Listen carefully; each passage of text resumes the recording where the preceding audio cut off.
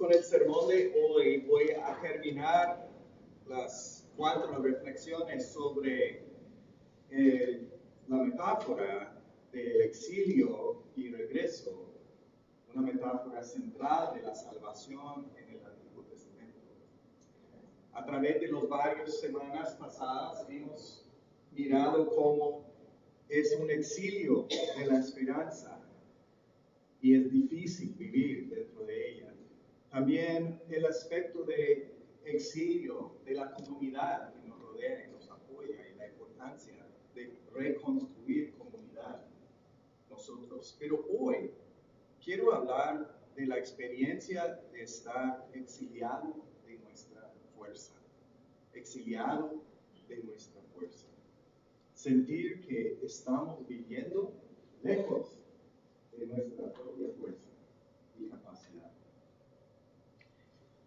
Hay varias formas de fuerza que podemos perder por un exilio. Podemos perder la fuerza mental, como mi mamá ahora está experimentando, perdiendo poco a poco por la enfermedad de demencia su capacidad de mantenerse enfocada en su mente, recordar las cosas que recientemente han pasado y está perdiendo la fuerza de su capacidad cerebral o mental. A cambio, mi papá está experimentando no una debilidad mental, sino la debilidad física, que es otra forma de fuerza que uno puede perder. No tiene uno que llegar a una gran edad para perder la fuerza. Puede suceder por un accidente, una enfermedad, o muchas otras razones. Pero mi papá tiene ahorita, y ha tenido por años ya, un problema neurológico que le hace perder la sensación de sus pies y piernas. Y ya está perdiendo la fuerza de sus piernas. No se puede levantar, no puede hacer lo que antes hacía. Y tiene un temblor que ahora no le permite hacer casi ninguna de las cosas que él quiso hacer en su jubilación. No puede, porque no tiene la fuerza física correcta, adecuada. Entonces podemos perder la fuerza mental, podemos perder la fuerza física, podemos también perder la fuerza emocional de nuestra vida. Cuando yo tengo fuerza emocional, alguien me puede atacar, alguien me puede alegar, alguien me puede acusar de cosas, atacarme en una forma emocional. Y si tengo resistencia y fuerza emocional, yo puedo responder con amor, con perdón, con misericordia. Pero si pierdo mi fuerza emocional, mi reacción tiende hacia venganza o ataque o enoja, ira, alguna respuesta que no produce paz, sino que produce más conflicto. Entonces todos somos capaces y todos vamos a experimentar en algún momento u otro es una de estas pérdidas. Porque no vivimos con toda nuestra fuerza hasta que se acaba la vida. Comenzamos a perder uno u otro o todos de estos. ¿Cómo tratamos esas experiencias de sentirnos exiliados de nuestra fuerza? ¿Cómo vivimos esas debilidades? ¿Los vivimos con fe? ¿Los vivimos con alguna otra respuesta? ¿Los vivimos con irritación, con amargura? ¿Cómo respondemos? ¿Y cómo los interpretamos desde la lente de nuestra fe como personas que confían en Dios? Pues, primeramente, quiero decir que nosotros no somos la primera generación que vive esa cosa. Que cada ser humano, desde que nosotros comenzamos a caminar sobre la tierra, cada ser humano ha vivido esas mismas cosas. Entonces, no debe sorprendernos cuando nos acontece, número uno. Número dos, otros seres humanos han reflexionado sobre estas mismas preguntas en el transcurso de sus vidas. Y lo que tenemos delante de nosotros en el libro de Isaías hoy es una de aquellas reflexiones sobre cómo Dios, cómo interpretar, cómo entender, cómo comprender los momentos de debilidad cuando sentimos exiliados de nuestra fuerza. Isaías escribe este capítulo 53 a la comunidad de Israel exiliado en Babilonia, lejos de sus fuerzas, lejos de la fuerza de su ejército que fue derrotado, lejos de la fuerza de su religión que fue dejado en el templo, arrastrado y desecrado por los babilonios, lejos del culto de su adoración y sus templos, sus sinagogas, lejos de todo eso, lejos de sus instituciones de educación para estimular la mente y el crecimiento de su pensamiento. Ellos vivieron un exilio de su fuerza también y comenzaron a reflexionar sobre eso. Y Isaías y los otros profetas en varios momentos hablaron y escribieron a la comunidad, ayudándonos a interpretar y entender lo que está sucediendo. Entonces, las palabras o la metáfora que utiliza Isaías aquí es de lo que los investigadores bíblicos han llamado el siervo sufrido. El siervo sufrido. Y tiene como 4 momentos en el libro de Isaías que utiliza la imagen de una persona que está sufriendo como la imagen de Israel como nación. Es como una personalización de la experiencia colectiva de la comunidad de Israel. Israel como nación es el siervo que sufre. Entonces, ¿cómo se entiende el sufrimiento de ese siervo? Y si miramos el capítulo, hay varias cosas que Isaías desea dejar sembrado en sus conciencias acerca de su sufrimiento. Primero, y la pregunta que comienza el capítulo es interesante. ¿Quién ha creído a nuestro mensaje? ¿Y a quién se ha revelado el poder o la fuerza del Señor? ¿A quién se ha revelado la fuerza del Señor? Y la respuesta es todo el capítulo. El siervo que sufre es la persona que experimenta el poder o la fuerza de Dios.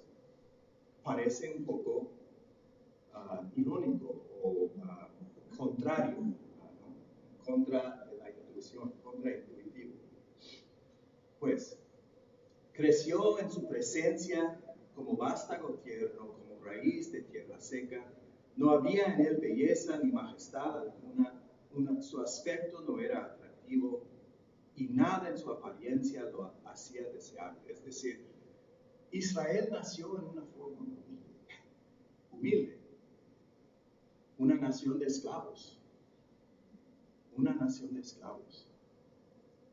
golpeados, maltratados, sufridos bajo la dictadura del faraón. O si quiere tomar el inicio de la nación de Israel con Abraham, tampoco era una gran cosa. Era un grupo pequeñillo, una familia de 12 hijos. No es gran cosa, no es un Egipto, ¿no? Entonces, pero ellos cargaron en sí las mismas enfermedades y iniquidades que todos los demás de la humanidad tienen. Ciertamente Él cargó con nuestras enfermedades y soportó nuestros dolores. pero nosotros lo consideramos herido y golpeado por Dios y humillado. Eso comienza entonces a hablar de la experiencia de Israel, golpeado, humillado por las naciones grandes de aquellos tiempos, que vinieron generación tras generación para invadir, para tomar posesión, para oprimir y para exigir de ellos impuestos y sacar de ellos sus recursos naturales.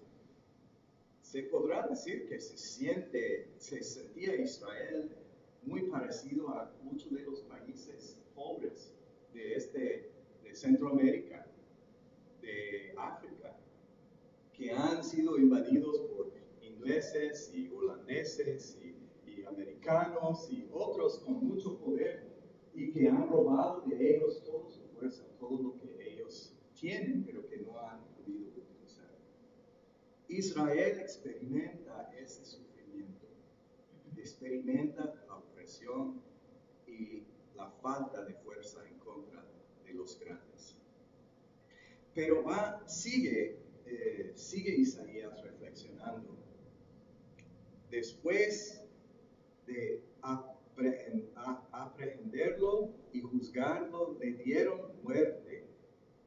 Nadie se preocupó de su descendencia. Fue arrancado de la tierra de los vivientes y golpeado por la transgresión de mi pueblo.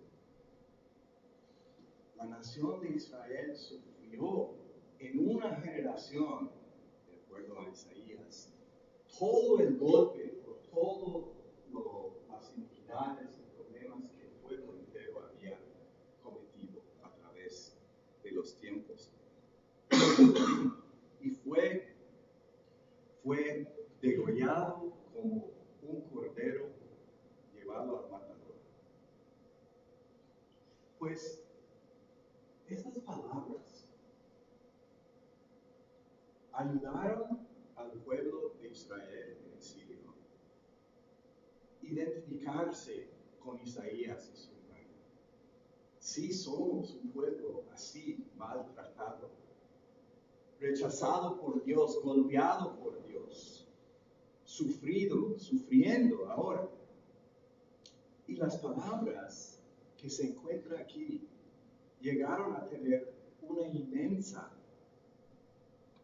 inmenso papel fuerte para el pueblo de Israel durante la Segunda Guerra Mundial, cuando, como ovejas llevados al matador, los nazis rodeaban y encontraron a todos los judíos y los llevaban como ganado a la matadera.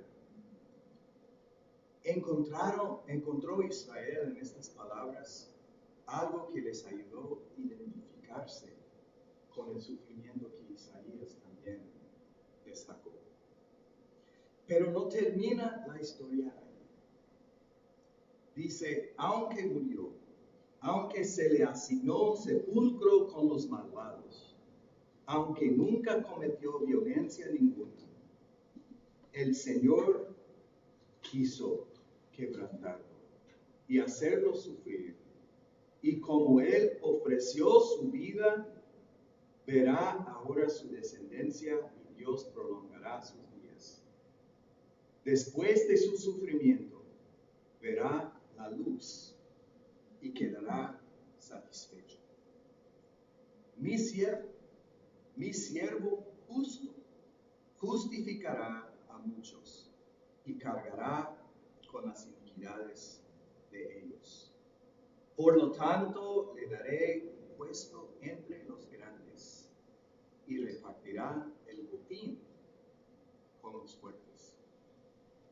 Termina Isaías articulando que aunque la voluntad de Dios permitió a Israel sufrir así, la última palabra dicha sobre su nación no iba a ser una palabra de sufrimiento y de dolor, sino una palabra de exaltación y de celebración y de ganancia. Dios utiliza el sufrimiento no solamente para el bien último de Israel, sino para el bien último de toda la humanidad. Pues, estas palabras de Isaías fueron tomados como por los cristianos del primer siglo, como palabras que articulaban su experiencia de Jesús. Aunque fueron escritos por Isaías para hablar a las circunstancias y realidades de su pueblo, su propio pueblo en aquel tiempo, 7 siglos anterior, los cristianos al leer estas palabras en el libro de Isaías y reflexionar sobre el sufrimiento injusto y horrible de Jesús, descubrieron que en ellos se articuló también lo que sucedió con Jesús. Que Jesús es aquel que fue rechazado, maltratado, en quien cargó todo el pecado de la humanidad y quien Dios no permitió sufrir y dejar su vida perderse, sino que Dios lo rescató y lo levantó y lo elevó a una postura, una posición mayor que todos. Pablo es el que articula esta esperanza en Jesús con mayor fuerza en todo el Nuevo Testamento. Y es su carta a los filipenses que más articula esto. Entonces, les sugiero que si ustedes se encuentran en un momento de debilidad, exilio de su fuerza, el libro al cual deben recurrir es la carta de Pablo a los filipenses. Porque uno de los temas fundamentales en esa carta es cómo Dios toma el sufrimiento y la humillación y la debilidad y lo convierta en fuerza. En el segundo capítulo, después del primer capítulo de Hola, hola, ¿cómo están todos? El segundo capítulo habla de cómo Dios obró en Jesús, humillándolo, tomando a uno que era igual de Dios, humillándolo para tomar la posición más humilde entre todos los seres humanos, que sufrió hasta muerte, y no solo muerte, sino muerte en la cruz, condenado, tanto por las autoridades religiosas como las autoridades políticas, y que fue enterrado, pero resucitado y elevado al lugar más alto de todos. Entonces, Pablo toma el sufrimiento de Jesús y dice, Jesús sufrió todo esto, pero Dios lo levantó. Nosotros también podemos anticipar la misma cosa. Y en el capítulo 3, él habla de cómo él ha descubierto no poner importancia en ninguna de las cosas que el mundo articula como importantes. Ni su educación, ni su cultura, ni su vida justo y recto, su cumplimiento con todas las leyes de su religión, ni sus títulos como rabí, nada. Él dice, yo cuento a todo esto como, la palabra que usa es mierda, como mierda. Es lo que dice, es lo que escribe. Aunque no lo traducimos a veces así porque la gente no quiere oír palabras así en la iglesia, ¿no? Pero es la palabra que utiliza. Todo esto, todo lo que el mundo dice que es bueno y excelente, yo lo cuento como nada. Porque lo más importante es que tengo a Jesús. Y termina con esa palabra, con ese versículo en el capítulo 4, que para mí es uno de los versos que siempre resuena en mi vida en una forma que me engendra fuerza. Dice, todo, pues, dice,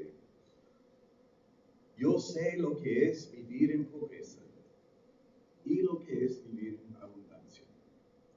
He aprendido a vivir en todas y en cada una de las circunstancias, tanto a quedar saciado como pasar hambre, a tener sobra como a sufrir escasez. Y he descubierto que todo lo puedo en Cristo que me fortalece. Ha descubierto Pablo el milagro de que el sufrimiento y el exilio de nuestra fuerza nos coloca en un momento tanto personal como pueblo a veces de humildad, cuando la única fuerza que podemos tomar es la fuerza que Dios ofrece. Y el aprender esto es la joya, es el premio de la experiencia del sufrimiento. Porque el aprendizaje de esto, que todo lo puedo en Cristo que me fortalece, hace de uno invencible, invencible. Porque ya si tengo acceso a la fuerza de Dios en mi momento más abatido, nadie me va a vencer. Oremos. Señor, gracias por la fuerza que tú ofreces a nosotros en el momento más abatido y destruido, en el momento de nuestra debilidad mayor. Tú engendras nueva vida, tú infundes nuevas fuerzas. Si hacemos la sencilla y humilde acto de abrirnos a ti, pido por cada uno de nosotros la gracia de poder abrirnos, admitiendo nuestra debilidad, para poder descubrir tu fuerza. Por Cristo te lo pedimos.